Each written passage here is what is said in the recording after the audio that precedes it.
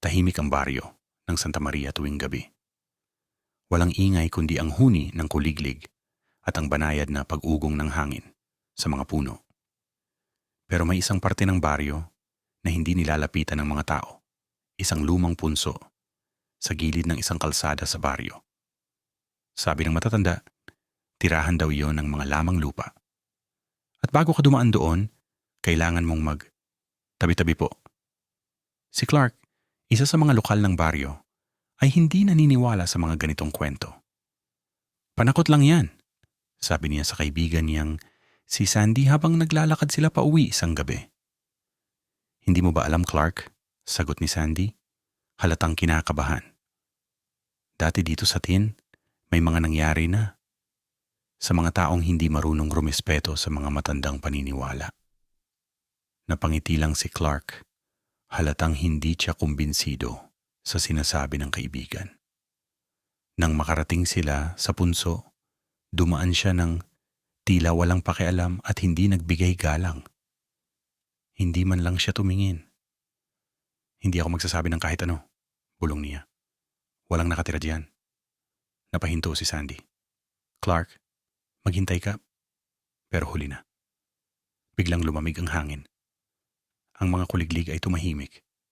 At mula sa punso, may narinig silang mahina ngunit malinaw na bulong.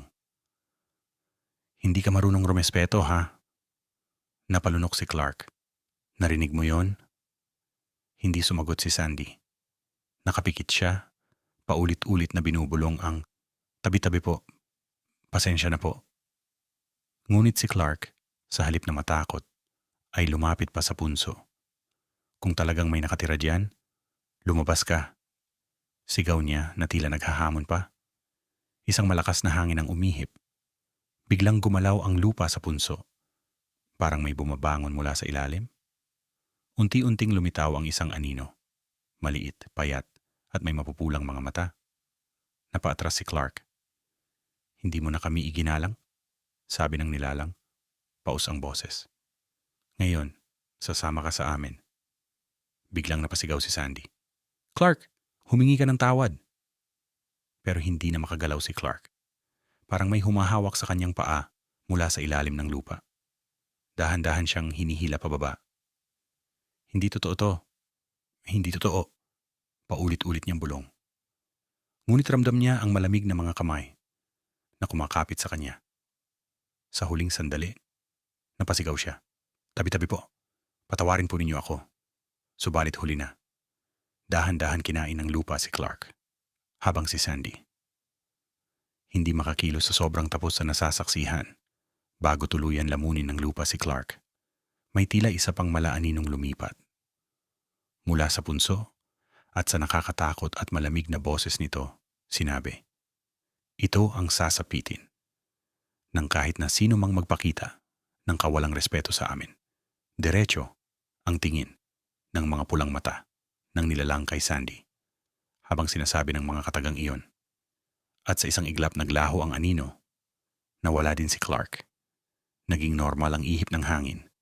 Tila bumalik sa normal ang lahat, subalit naiwan sa Sandy doon.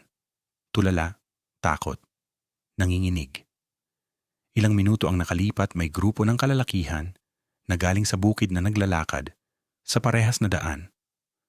Nakita nila si Sandy sa ganong estado at nang tanungin nila ito kung ano ang nangyari, ang tanging sinabi na lamang nito ay, magtabi-tabi po kayo. Sa takot at nanginginig na boses. Kamusta mga kakwentuhang kakaiba? Salamat sa pakikinig. Huwag niyong kalimutan na mag-like at subscribe sa ating channel. Maraming salamat po.